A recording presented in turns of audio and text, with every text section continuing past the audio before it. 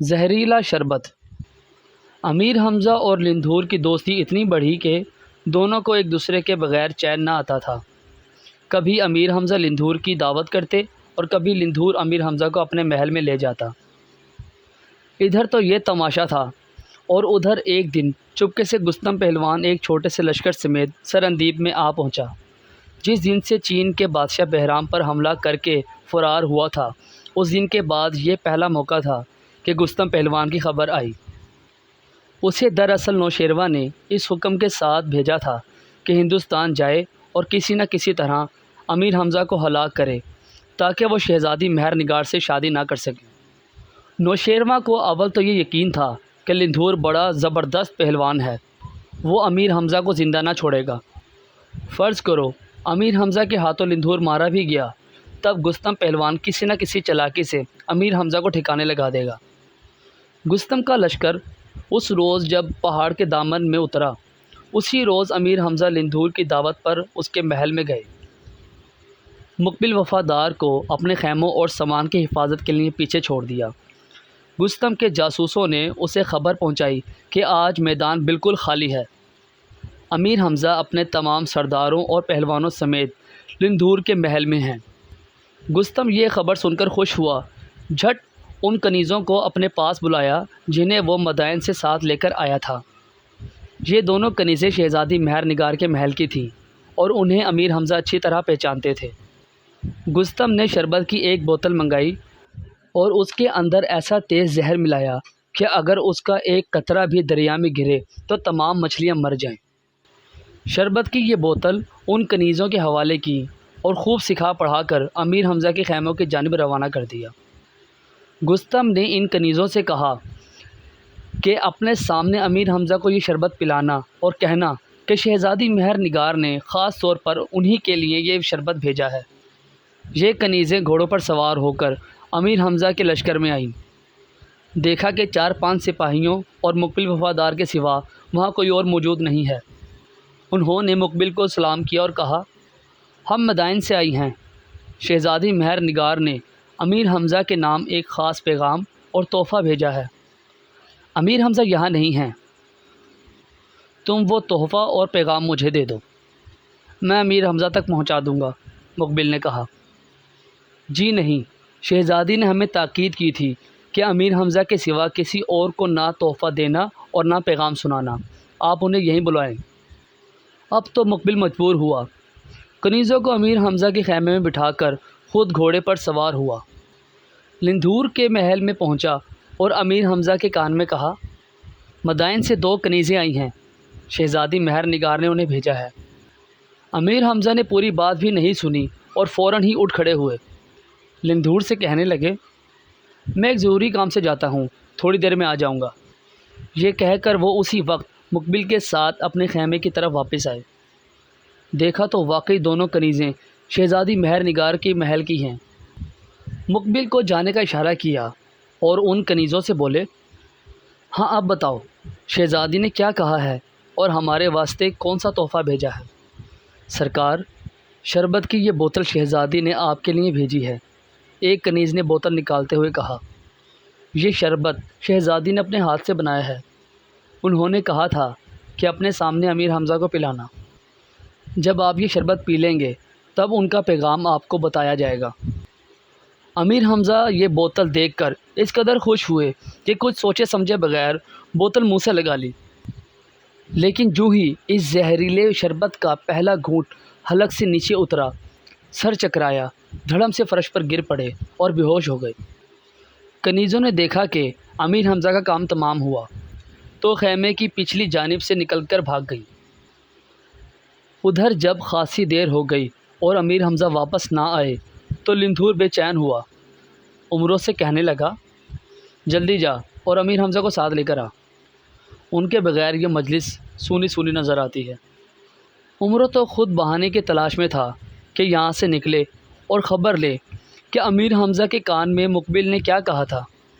دوڑتا ہوا خیمے کی جانب گیا، وہاں مقبل وفادار موجود تھا۔ اس سے پوچھا، حمزہ کہاں ہے؟ چپ، بے ادب، دیکھتا نہیں وہ اپنے خیمے میں شہزادی مہر نگار کی کنیزوں سے باتیں کر رہے ہیں؟ مقبل نے اسے ڈانٹا۔ یہ سن کر عمرو کا ماتھا ٹھنکا، حیرت سے کہنے لگا، شہزادی مہر نگار کی کنیزیں یہاں کیسے آ گئیں؟ تمہارا دماغ تو نہیں چل گیا ہے؟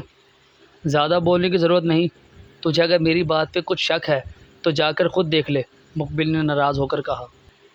عمرو چپکے امیر حمزہ کے خیمے کے پاس گیا اور کان لگا کر آواز سننے کی کوشش کی، مگر وہاں تو سناٹا تھا۔ اب عمرو نے خیمے کا پردہ اٹھا کر اندر جھانکا تو کلیجہ اچھل کر حلق میں آ گیا۔ کیا دیکھتا ہے کہ امیر حمزہ فرش پر بے ہوش پڑے ہیں۔ بدن کا رنگ سر سے پیر تک کوئلے کی مانند کالا پڑ گیا ہے۔ قریب ہی شربت کی ایک بوتل بھی ٹوٹی پڑی ہے اور اس کا شربت جس جگہ گرا ہے وہاں زمین میں گڑھے سے پڑ گئے ہیں۔ اس نے مقبل کو بلایا۔ مقبل نے یہ حال دیکھا تو سر پیٹنے اور رونے لگا۔ عمرو نے اسے ڈانٹا، خاموش رہ، شور نہ مچا، تو یہاں پہرا دے، کسی کو خیمے کے اندر نہ آنے دینا۔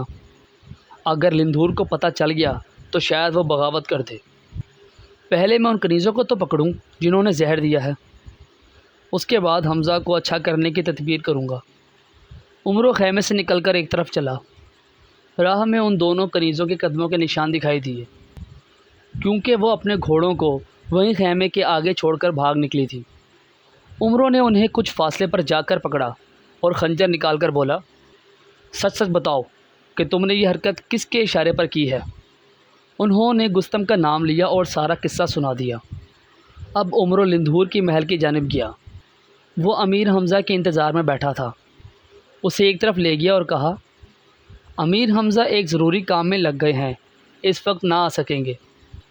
دراصل شہنشاہ نوشیروہ نے اپنے ایک سردار کو امیر حمزہ کے پاس یہ پیغام دے کر بھیجا ہے، ہمیں شک ہے کہ تم نے لندھور پر قابو پا لیا ہے۔ ہمیں یقین اس وقت آئے گا جب ہمارے اس سردار کے سامنے لندھور ایک قیدی کی طرح حاضر ہوگا۔ اب امیر حمزہ نے آپ کو طلب کیا ہے۔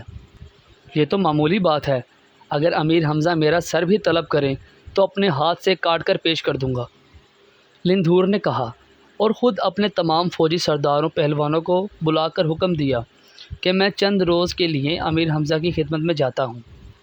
خبردار کوئی شخص بھی مہمان کو تنگ کرنے یا ان پر حملہ کرنے کا خیال دل میں نہ لائے، ورنہ سخت سزا دوں گا۔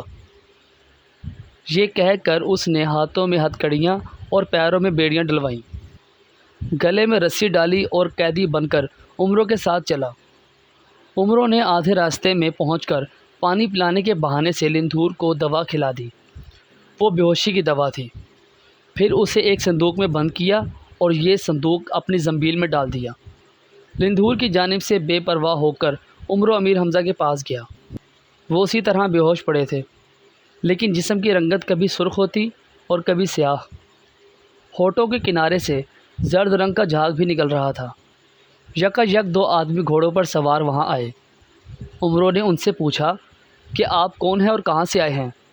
تو ان میں سے ایک نے کہا، میرا نام صابر ہے اور یہ میرا بھائی صبور ہے۔ ہم شہپال ہندی کے بیٹے ہیں۔ ہمارا باپ بڑا ظالم اور سنگ دل بادشاہ ہے۔ ظاہر میں وہ لندھور کا دوست، لیکن حقیقت میں اس کا دشمن ہے۔ کل ایران کا ایک پہلوان جس کا نام گستم ہے اپنے لاؤ لشکر سمیت ہمارے علاقے میں آیا۔ شہپال نے اس کی بڑی خاطر مدارت کی۔ باتوں میں گستم نے بتایا کہ اس نے 2 عورتوں کو سکھا پڑھا کر امیر حمزہ کے پاس بھیجا ہے تاکہ انہیں زہر دیے جائے۔ گستم کو یقین ہے کہ اگر یہ زہر امیر حمزہ کے جسم میں داخل ہو گیا تو انہیں دنیا کی کوئی طاقت موت کے منہ سے نہیں بچا سکتی۔ ہم نے ان کی باتیں سن لی اور اب امیر حمزہ کو خبر دینے آئے ہیں کہ ان عورتوں سے بچیں۔ یہ سن کر عمرو اور مقبل رو پڑے، کہنے لگے، بھائیوں تم دیر میں پہنچے۔ ان عورتوں نے ہمارے امیر کو شربت میں زہر ملا کر پلا دیا ہے اور اب ان کی زندگی کے کوئی آثار دکھائی نہیں دیتے۔ صابر اور صبور نے امیر حمزہ کو دیکھا تو بے حد غمگین ہوئے۔ آخر انہوں نے کہا، یہاں سے 10 دن کی راہ پر ایک چھوٹا سا جزیرہ ہے جسے نردان کہتے ہیں۔ اس جزیرے میں عکیلمو نام کا ایک طبیب رہتا ہے، اپنے وقت کا جعلی نوس اور افلاطون ہے۔ ہم اس کو خط لکھ دیتے ہیں، اگر یہ طبیب آ جائے اور امیر حمزہ کا علاج کرے تو شاید شفا ہو جائے۔ عمروں نے حساب لگایا، 10 روز جانے کے، 10 روز آنے کے اور 4-5 روز طبیب کے چلنے کی تیاریوں میں لگ جائیں گے، گویا پورے 50 دن لگیں گے۔ بھلا اتنی مدت میں حمزہ زندہ بچیں گے؟ لیکن اس کے بغیر اب چارہ بھی کیا ہے؟ شہپال ہندی کے لڑکوں نے اقلیموں کے نام خط لکھ کر عمروں کو دیا۔ عمروں نے کہا کوئی ایسا آدمی بھی دو جو پہلے اس جزیرے ناردن میں جا چکا ہو۔ انہوں نے کہا ہاں ایسا آدمی ہمارے پاس موجود ہے، واپس جائیں گے تو اسے بھیج دیں گے، اس کا نام دراب ہے۔ شہپال ہندی کے بیٹوں نے اپنے علاقے میں واپس جاتے ہی دراب کو بھیج دیا۔ عمروں نے اسے دیکھا تو حیران ہوا، آدمی کیا تھا، نیرا بھینسا تھا، خوب موٹا تازہ، ادھر عمروں اس کے مقابلے میں دبلا پتلا۔ دراب نے عمروں سے کہا بھائی صاحب جزیرہ ناردن یہاں سے بہت دور ہے، پیدل چلنا میرے بس میں نہیں، کسی سواری کا بندوبست فرمائیں۔ لعنت ہے تجھ پر، عمروں نے جھلا کر دل میں کہا، اب اس کے لیے سواری ڈھونڈوں؟ اکیلا ہی جانا چاہیے۔ ہاں اس سے طبیب اقلیموں کے مکان کا اتا پتہ پوچھ لیتا ہوں۔ اس نے باتوں باتوں میں دراب سے سب پوچھ لیا، پھر کبابوں میں بے ہوشی کی دوا ملا کر اسے کھلائے تو وہ بے ہوش ہو گیا۔ اب عمروں نے اسے ایک درخت کے ساتھ باندھا اور خود ہوا کی طرح ناردن کی جانب روانہ ہوا۔ عمروں شام کے وقت ایک دریا کے کنارے پہنچا، دیکھا کہ مسافروں سے بھری ہوئی ایک کشتی دریا میں چلی جا رہی ہے اور کنارے سے کوئی 10-15 فٹ دور ہٹ گئی ہے۔ عمروں نے وہیں سے چھلانگ لگائی اور دھم سے کشتی میں آن گھسا۔ ملاح سخت خوف زدہ ہوئے کہ یہ چھلاوا کہاں سے آیا۔ کسی کو اس سے کرایہ مانگنے اور کچھ پوچھنے کی جرات نہ ہوئی۔ جب دوسرا کنارہ 10-15 فٹ دور رہ گیا تو عمروں نے پھر جست کی اور زمین پر پہنچ گیا۔ دریاب نے بتایا تھا کہ دریا پار کر کے دائیں ہاتھ وہ گاؤں ملے گا جس میں طبیب اقلیموں رہتا ہے۔ عمروں جب اس گاؤں میں پہنچا تو رات ہو چکی تھی۔ گاؤں کیا تھا، اچھا خاصا شہر تھا۔ بازاروں میں لوگوں کا ہجوم اور دکانوں پر خریداروں کے ٹھٹ لگے تھے۔ مکانوں اور گلیوں میں اس قدر تیز روشنی تھی کہ سوئی گرے تو آسانی سے تلاش کر لو۔ عمروں نے اپنی شکل تبدیل کی اور ایک راہگیر سے پوچھا کیوں بھائی، طبیب اقلیموں کہاں ملے گا؟ اس شخص نے اوپر سے نیچے تک عمروں کو دیکھا اور جواب دیا معلوم ہوتا ہے اجنبی ہو، اقلیموں ہی اس بستی کا حکیم ہے۔ وہ سامنے بڑا سا دروازہ نظر آ رہا ہے جہاں بہت سے لوگ بیٹھے ہیں، بس وہی اقلیموں کا مکان ہے۔ عمروں اس عالی شان مکان کے دروازے پر پہنچا تو پہرے داروں نے روکا۔ عمروں نے کہا میں سرندیپ سے آیا ہوں، اقلیموں کے نام صابر و صابور کا خط لایا ہوں۔ پہرے داروں نے اسے فوراً اقلیموں کے پاس پہنچا دیا۔ عمروں نے دیکھا کہ سرخ رنگ کا لباس پہنے ایک ٹھگنا سا شخص لوگوں کے درمیان گھسا بیٹھا ہے۔ کمرے میں چاروں طرف موٹی موٹی کتابوں اور دوائیوں کے مرتبانوں اور شیشیوں کا انبار لگا ہے۔ اقلیموں نے گھور کر عمروں کو دیکھا اور سختی سے پوچھا کیا بات ہے، اتنا شور کیوں مچا رکھا ہے؟ میں آپ کے لیے ایک ضروری خط لایا ہوں۔ عمروں نے یہ کہہ کر وہ خط اقلیموں کو دے دیا۔ اس نے خط کو دیکھا، ناک منہ چڑھائی اور کہنے لگا میں وہاں ہرگز نہیں جا سکتا، مریض کو یہیں لے آؤ۔ یہ سن کر عمروں سخت مایوس ہوا۔ اقلیموں کی بڑی منت سماجت کی مگر وہ ٹس سے مس نہ ہوا۔ آخر عمروں نے کہا اگر آپ میرے ساتھ چلیں تو جواہرات سے بھری ہوئی ایک تھیلی پیش کر دوں گا۔ یہ سننا تھا کہ طبیب اقلیموں غصے سے لال پیلا ہو گیا۔ اپنے نوکروں کو آواز دے کر بلایا اور کہا اس شخص کی اچھی طرح مرمت کرو، یہ ہمیں دولت کی لالچ دیتا ہے۔ اقلیموں کے ہٹے کٹے نوکر عمروں کی طرف لپکے، لیکن عمروں نے فوراً سبز کمبل اوڑھ لیا اور نظروں سے غائب ہو گیا۔ وہ لوگ اسے سارے مکان میں ڈھونڈتے پھرے لیکن عمروں انہیں دکھائی نہ دیا، حالانکہ وہ وہیں اقلیموں ہی کے کمرے میں دروازے کے قریب کھڑا تھا۔ رات ہوئی، سب لوگ چلے گئے اور اقلیموں اپنے کمرے میں اکیلا رہ گیا۔ تب عمروں نے آگے بڑھ کر اس کا ٹیٹوا دبا دیا۔ اقلیمو سمجھا کہ کسی جن نے اسے پکڑ لیا ہے۔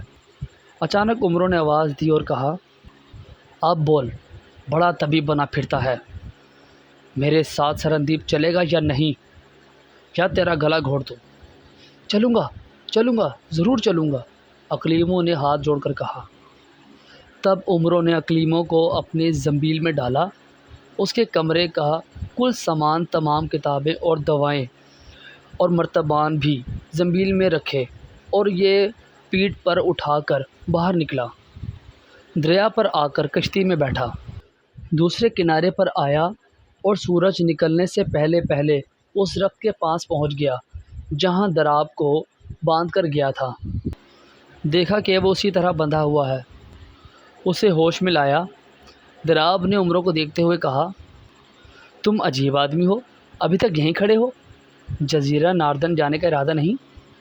ارے میاں، میں تو وہاں جا کر طبیب اقلیمو کو لے بھی آیا، عمروں نے جواب دیا اور زنبیل میں ہاتھ ڈال کر اقلیمو کو باہر نکالا۔ یہ دیکھ کر دراب کے ہوش اڑ گئے۔ عمروں کے قدموں پر گر پڑا اور التجا کی کہ آپ استاد، میں شاگرد، یہ فن مجھے بھی سکھا دیجیے۔ عمروں نے اسے دلاسا دیا کہ گھبراؤ نہیں، وقت آنے پر سب کچھ سیکھ جاؤ گے۔ اب ہمیں جلد سے جلد امیر حمزہ کے پاس جانا ہے۔ عمروں نے دراب کو بھی زنبیل میں ڈالا اور ہوا کے گھوڑے پر سوار ہو کر اپنے لشکر کی جانب چلا۔